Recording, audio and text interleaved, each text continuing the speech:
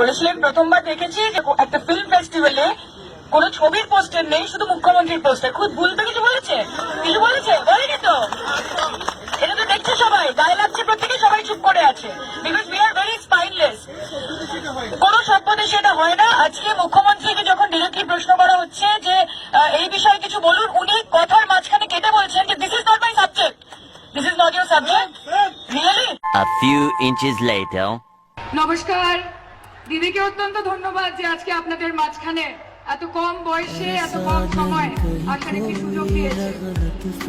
এবং আমার আজকে অবাক লাগে যে সায়নী ভবিষ্যতে ভূতের জন্য সরকারকে উষ্টুম ঝেড়েছিল, আর যে সায়নী আজকে মদন মিত্রকে বাংলা ক্রাশ বলে স্টেজে প্লাস করছে, সে একই মানুষ ছিল। Because we are very spineless.